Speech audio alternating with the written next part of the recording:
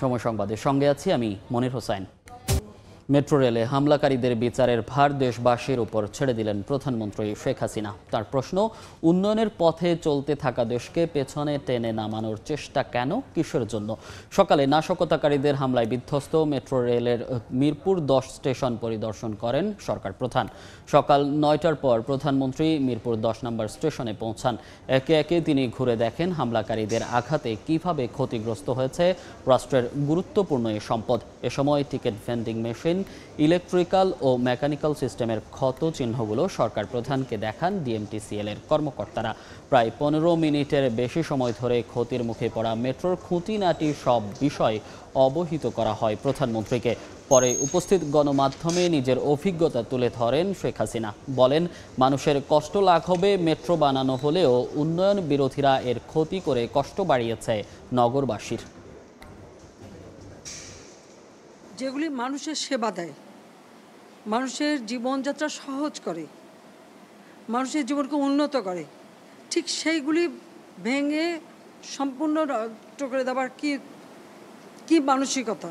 আজকে যে ভয়াবহ ধ্বংসের চিত্র দেখলাম, এটা বিশ্বাস হতে চায় না যে এদেশের মানুষেরা করতে পারে, কিন্তু সেই কাজই করেছে।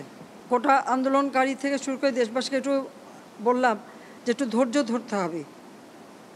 আদালত যখন নিয়েছে, আর এটা তো সরকারের করা মামলা, আপিল তো সরকার করেছে, কাজে তাদের ধৈর্য ধরতে হবে এবং তাদের যেটা প্রত্যাশা সেটাই পূরণ করা হবে। তারা হতাশ হবে না, আমি এই আশ্বাস দিয়ে তাদেরকে বললাম বিরত করতে থাকতে, কিন্তু সেটা করলো না।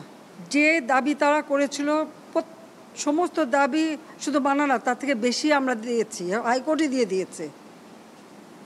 তারপরেও কিন্তু এখন থামেনি। কেন থামেনি? আমি দেশবাসীর কাছে সেটাই আমি বিচার চাই। ওই 1 দফার পরে আসলো 4 দফা, তারপর আসলো 6 দফা, তারপর আসলো 8 দফা, তারপরে আবার 4 দফা, আবার ওই 4 দফাও হবে না, আরও 8 দফা। এইভাবে এমন একটা পরিবেশ সৃষ্টি, আর সেই সাথে সাথে এই ধ্বংসযজ্ঞ, মানে এই ধ্বংসযজ্ঞটাকে সুযোগ সৃষ্টি করে দেওয়া। এই মেট্রো রেলে কি আমি চড়বো? শুধু আমরা সরকার চড়বে? শুধু আমাদের মন্ত্রীরা চড়বে? না সাধারণ জনগণ চড়বে? সেটা আমার প্রশ্ন। এর উপকারিতা কারা পাচ্ছেন? এদেশের মানুষ, আপনারা, সাধারণ জনগণ পাচ্ছে। তাহলে এর উপর এত ক্ষোভ কেন? যে এই কষ্ট আমি লাঘব করতে চেয়েছি, এই কষ্ট আবার যারা সৃষ্টি করলো, তাদের বিরুদ্ধে আপনাদেরই রুখে দাঁড়াতে হবে, দেশবাসীকেই রুখে দাঁড়াতে হবে। এর বিচার তাদের করতে হবে। আমি তাদের কাছেই বিচার চাই।